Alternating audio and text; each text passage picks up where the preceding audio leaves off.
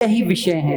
ये जो समस्त आप सृष्टि देख रहे हैं ना, अनंत ब्रह्मांडों की सृष्टि, ये विषय संबंधित है। इसमें शब्द का विषय, इसमें रूप का विषय, इसमें श्रवण का विषय, इसमें स्पर्श का विषय। तो ये जितने विषय हैं, पंच इंद्रियों से संबंधित विषय को ग्रहण करने की जो क्षमता रखता हो या अधिष्ठात्र हो, जिसके अंदर ये सभी विषय समाहित हो, उसे बोलते हैं विश्व। इसीलिए इसका नाम पड़ा है विश्व।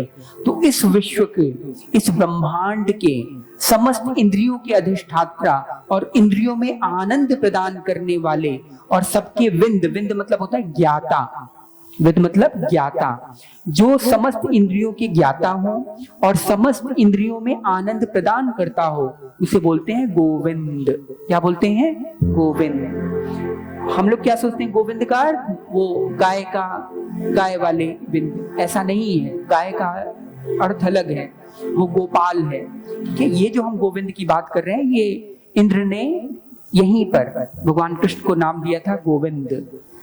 गोवर्धन पर्वत है ना, यहाँ पे जब भगवान ने गोवर्धन धारण किया था, गोवर्धन धारण करने के पश्चात सभी देवी देवताओं ने, इंद्र ने भगवान का अभिषेक किया था। उस अभिषेक के दौरान इंद्र ने भगवान का नामकरण किया था कि हे प्रभु, आप समस्त इंद्रियों के अधिष्ठाता हैं, आप समस्त इंद्रियों के जानने वाले हैं, सबके चित्त वृत्ति में क्या चल रहा है, कण कण की चित्त वृत्ति में क्या चल रहा है, परमाणु में क्या क्या चल रहा है, उसके ज्ञाता हैं। इसीलिए आप गोविंद कहलाते हैं। तो एक एक अर्थ, एक एक शब्द का अर्थ जब हम समझ करके किसी चीज का हम करेंगे, तभी हम उसका लाभ प्राप्त कर पाएंगे।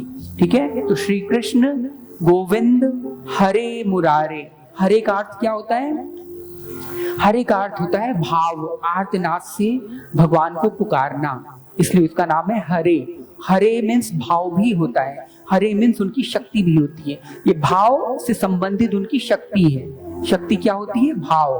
भाव समझते हैं सब आप लोग? अंदर की जो हम हृदय से जो उद्गार निकालते हैं उसे भाव बोलते हैं। जो आर्तनाद स्वरूप में हम बुलाते हैं ना भगवान को, हे प्रभु, हे आनंद दाता, जब हृदय से जब हम चित्कार करके उनको पुकारेंगे, तब हरे निकलता है। वो हरे किसका रूप है? वो हरे स्त्रीलिंग वाचक है, मतलब भगवान की शक्ति का स्वरूप है। इसीलिए आपने दुर्गा सप्तशती में भी पढ़ा होगा, हरे शब्द किसका रूप बोला जाता है? आदिशक्ति महादेवी जगत जननी का। क्यों? क्योंकि ये भाव स्वरूपणी होती हैं, इसलिए स्त्रियों में भाव प्रधान चीजें होती हैं। ठीक है, स्त्रियां सदैव भाव प्रधान रहेंगी, उनके अंदर भावावेश अधिक होता है। पुरुष हमेशा बुद्धि प्रधान होते हैं, स्त्रियां हमेशा भाव प्रधान होती हैं। इन्हीं पुरुष और प्रकृति के आधार पर इस पूरे सृष्टि का संचालन होता है। तो इसलिए हरे शब्द क्या है? हरे आर्तनाद स्वरूप है, भगवान को हृदय से, अंतरंगता से पुकारना। हरे कृष्ण हरे राम हम लोग बोलते हैं ना, तो ये हरे नाम आर्तनाद से पुकारना है। ये जो हम आरती करते हैं भगवान की, ये क्या है? आरती मतलब आर्त होकर के भगवान को पुकारना, इसीलिए इसका नाम पड़ा है आरती। हम लोग आरती आरती करते हैं, आरती आरती, हमने आरती कर दी। ज्योति ऐसे ऐसे करना आरती नहीं होता। आरती का मतलब होता है आर्तनाद से भगवान को पुकारना। जितनी विधियां हम, या जितने विधि से हम भगवान से आर्तनाद से पुकार करते हैं, वही आरती है। ठीक है, तो श्री कृष्ण गोविंद हरे मुरारे। मुरारे का अर्थ क्या है? मुरारे का अर्थ है मुर नामक दैत्य थे, दैत्य था, या दैत्य थे ही कह सकते हैं, सब महापुरुष की कोटि के ही होते हैं।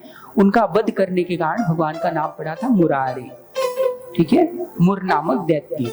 तो श्री कृष्ण गोविंद हरे मुरारे, हे नाथ। हे फिर आ गया, हे मतलब आर्तनाद से भगवान को पुकारना। इसलिए जब भी हम कहते हैं ना हर हर महादेव, हर का मतलब क्या होता है? समर्पण भाव, भावनात्मक रूप से भगवान के प्रति समर्पण कर देना। हर हर महादेव, हाथ उठा लेते हैं ना। हाथ क्यों उठाते हैं? हमारी समस्त जितनी 5 ज्ञानेंद्रियां हैं, 5 कर्मेंद्रियां हैं, सभी को हम आपके समर्पण कर रहे हैं प्रभु, हम आपकी शरण में हैं। इसलिए हर हर महादेव कहते हैं, हरे कृष्ण कहते हैं, हरे राम कहते हैं। तो ये जो हर शब्द है, ये भाव का स्वरूप है। और ये भाव क्या है? ये स्त्री बोधक शब्द है। और स्त्री बोधक क्या है? ये प्रकृति का स्वरूप है। और प्रकृति क्या है? ये जगत जननी स्वरूप, जो हम दुर्गा शक्ति का रूप लेते हैं, वह स्वरूप है। तो इसलिए एक एक शब्द का अगर आप अर्थ समझते हुए संकीर्तन करेंगे तो संकीर्तन का एक अलग आनंद होगा। ठीक है, तो क्या आया? हे नाथ नारायण। नारायण का अर्थ क्या है? नारायण का अर्थ होता है, नार मीन्स होता है पानी, जल। जल कौन सा जल? ये पीने वाला जल। भाव, ये जल काणाणव जल, जिससे समस्त सृष्टि का संपादन होता है, जिस समस्त ब्रह्मांड जिसमें व्यापित है, वो जल। ठीक है, तो नार मीन्स होता है भगवान, भावना। ठीक है, भाव रूपी जल, भावना रूपी जल। उसमें अयन करने वाले, उसमें शयन करने वाले, उनको हम बोलते हैं नारायण। आप लोगों ने टीवी फिल्मों में देखा होगा ना, भगवान को दिखाते हैं पानी में होते हुए, तो वो नार क्या है? वो नार एक तरीके का जल है। जल ये वाला हमारा वाला जल नहीं, भौतिक जल नहीं, H2O नहीं, ये जल है भगवान का दूसरा वाला जल। ठीक है, तो वो है नारायण।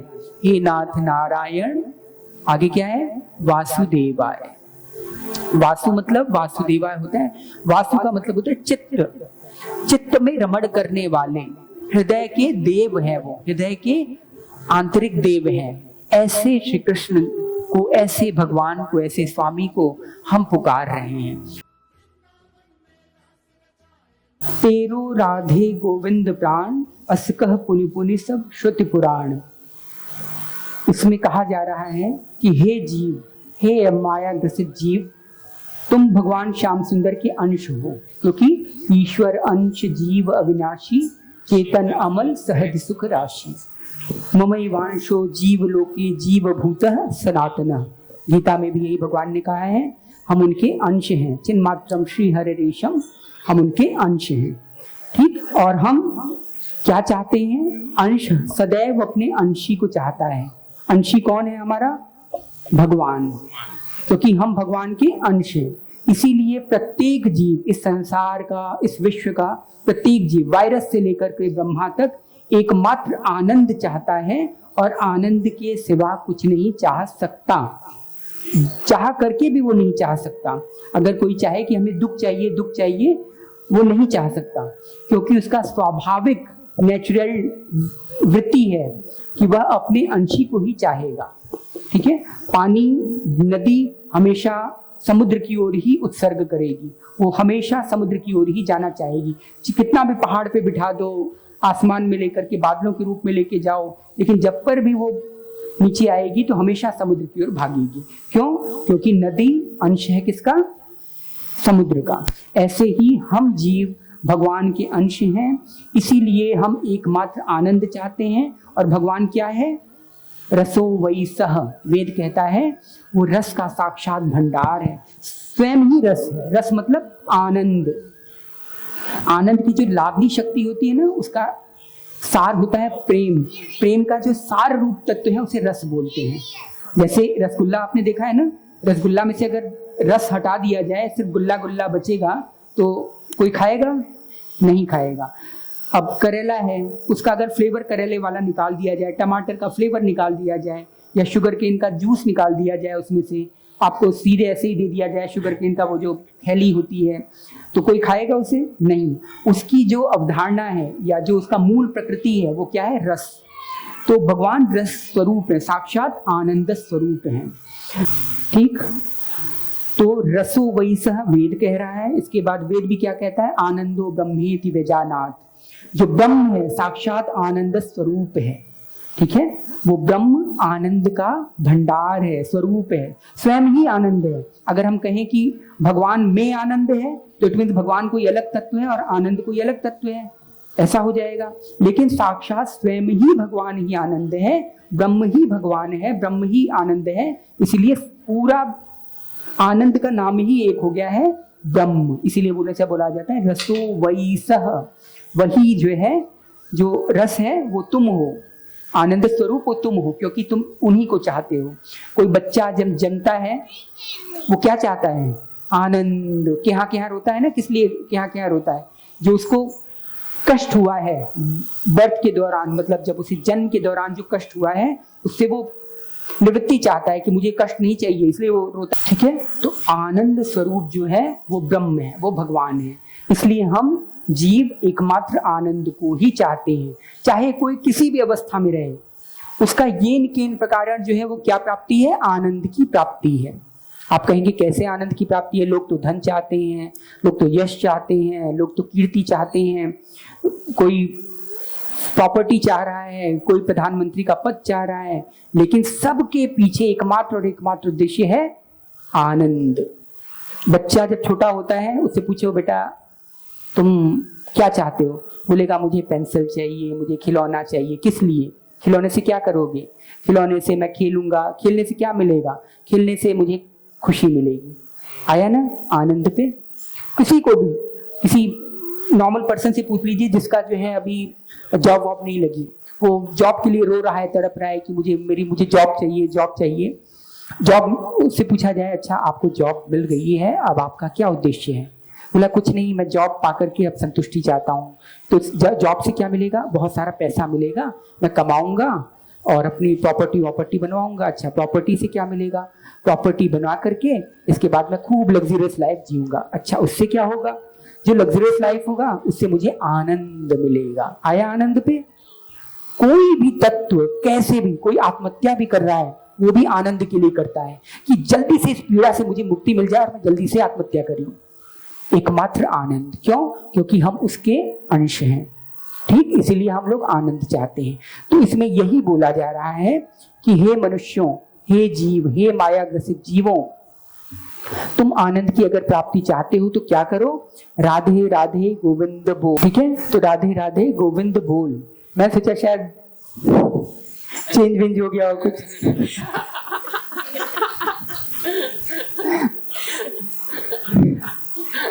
ठीक है, तो हम राधे राधे गोविंद बोल कि हे माया ग्रसित जीवों, तुम्हारा मुख्य उद्देश्य है अगर तुम आनंद चाहते हो तो राधे गोविंद का स्मरण करो। राधे गोविंद कोई भी है, राधे गोविंद का मतलब यही तत्व नहीं कि ये जो आप देख रहे हैं। राधा गोविंद तत्व परम ब्रह्म का नाम है। उसमें शिव भी आते हैं, उसमें शक्ति भी आते हैं, उसमें भगवान शंकर भी आते हैं, वो सारे राधा गोविंद का ही स्वरूप है। ठीक, तो हे जीव राधे गोविंद का स्मरण करो। तेरो राधे गोविंद प्राण, जो तुम्हारा प्राण है। प्राण क्या? हम आनंद चाहते हैं, तो आनंद क्या हुआ? हमारा प्राण कौन है? राधे गोविंद है, इसलिए उनको स्मरण करो। असकह पुनि पुनि सब श्रुति पुराण। ये श्रुतियां क्या होती हैं? श्रुतियां वेद कहते हैं।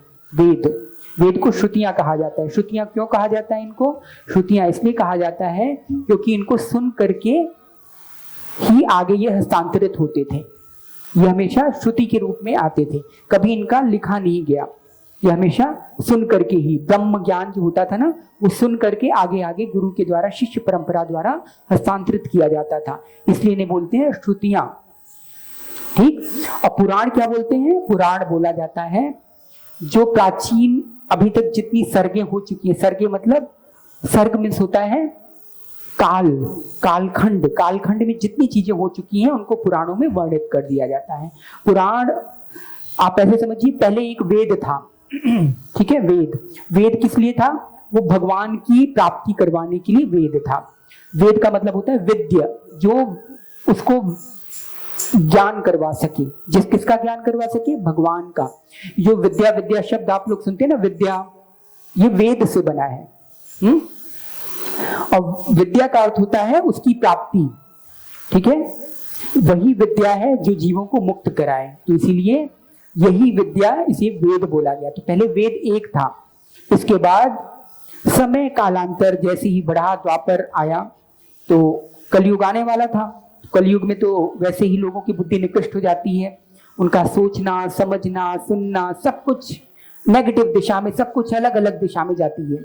वो सोचेंगे कुछ, करेंगे कुछ, और उनको समझ में भी नहीं आएगा कि ब्रह्म ज्ञान है क्या। पहले तो एक ओम था, बस एक शब्द था, ओंकार मात्र था, वेद, और कुछ नहीं था। जो आप लोग इतनी मोटी मोटी पुस्तकें देखते हैं ना, ये सब कुछ वेद नहीं था। इनको रिफ्रेशर की तरह इनको बनाया गया, इनको ट्रांसलेट किया गया। ट्रांसलेट इन द सेंस इनको बहुत बड़े बड़े फॉर्म में, जैसे व्याख्या जो दी जाती है ना, उसको करके इनको परिणत किया गया वेद के रूप में। तो पहले एक वेद था, इसके बाद इन वेदों का 4 भागों में विभाजित किया। किसने किया? ये व्यास जी ने। वेदव्यास जी ने। लेकिन वेदव्यास एक नहीं हुए हैं, वेदव्यास अनेक हुए हैं। ठीक है, जो जिन्होंने इसका 4 भागों में विभक्त किया उनका नाम था कृष्ण द्वैपायन। ठीक है, कृष्ण द्वैपायन उनका नाम था। वेदव्यास जी वो भगवान के साक्षात अवतार थे, इसीलिए उन्होंने वेद को 4 भागों में विभक्त किया, जिसका नाम है ऋग्वेद, यजुर्वेद, अथर्ववेद, सामवेद। ठीक है, ये 4 वेद इन्होंने विभाजित किया। जैसे हम कहते हैं ना, पहले हम लोग जब पढ़ते हैं शुरू में तो ABCD पढ़ा दी जाती है। अब ABCD के कई सारे रूप तो नहीं हो सकते। जब हम आगे कक्षा में बढ़ते हैं तब साइंस की पुस्तक आ जाती है एक। ठीक है, एक साइंस की पुस्तक आती है। फिर हम आगे बढ़ते हैं तब पता लगा साइंस में भी आ जाता है, ये फिजिक्स है, ये बायो है, ये केमिस्ट्री है। अब हम मान लिया बायो में घुस रहे हैं, तो बायो में भी हम घुस रहे हैं तो बायो में भी एक अलग अलग आ जाते हैं पोर्शन। ये बॉटनी है, ये पैलियो बॉटनी है, ये जूलॉजी है, ऐसे ऐसे करके बायोलॉजी में भी डिफरेंट आ जाते हैं। अब जूलॉजी में भी घुसेंगे तो उसमें भी आ जाएगा ये वर्टिब्रे है, वर्टिब्रेटा, ये है, वो है, मतलब सब उसके विभाजन होते चल जाएंगे। अंत में जो विभाजन जिसमें PhD की जाती है वो एक बहुत छोटा सा बिंदु होता है साइंस का, जिसको हम लोग PhD कहते हैं। एक सिर्फ टॉपिक पे, एक विषय पे PhD कर ली जाती है। लेकिन साइंस पुस्तक क्या है, इतनी पतली सी थी पहले, करते करते होते जब PhD लेवल पे आते हैं एक विषय की PhD, इतने सारी बुक्स हम लोग लेते हैं।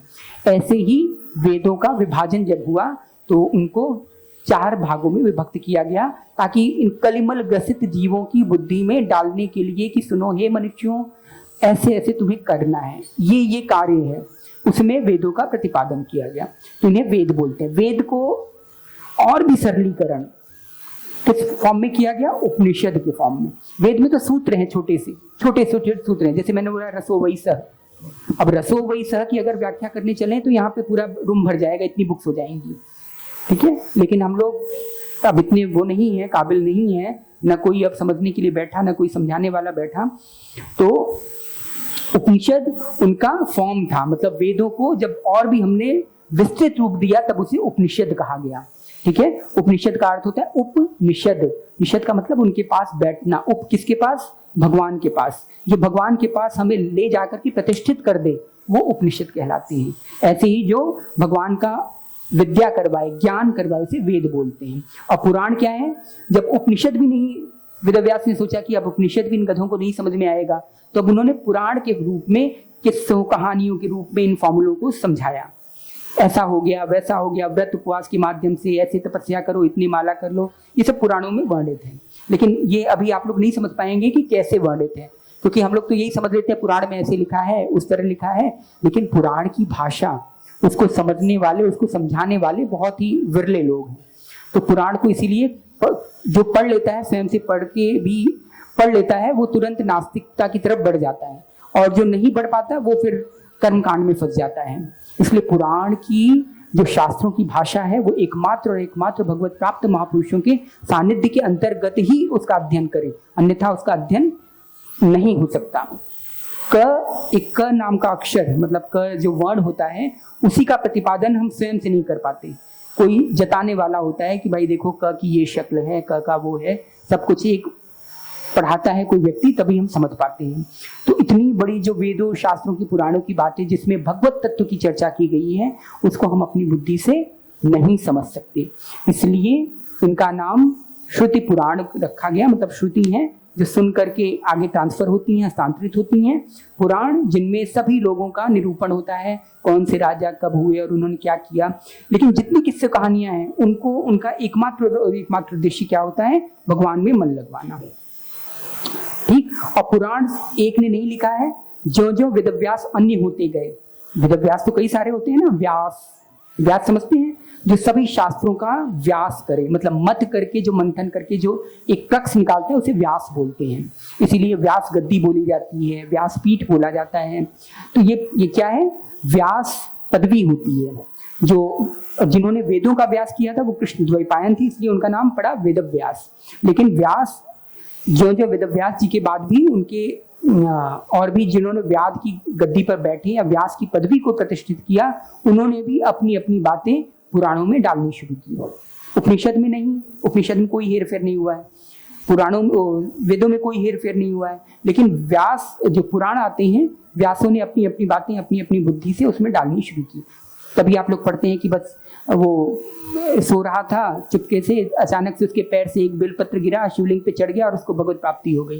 ये सब कहानी आप लोग पढ़ते हैं ना पुराणों में। वो सो रहा था, हिरन आया, हिरन ने बोला कि अरे तो मुझे क्यों मार रहे हो? तो उसने कहा कि नहीं नहीं, रात में बैठा था ऊपर, तो एक एक पत्ती तोड़ करके ऐसे फेंकता गया और बेलपत्र पे पड़ता गया, भगवान शंकर प्रकट हो गए। मतलब भगवान शंकर मूर्ख थे जो प्रकट हो गए ऐसे ही, बिना कुछ किए, उसको जाने बिना।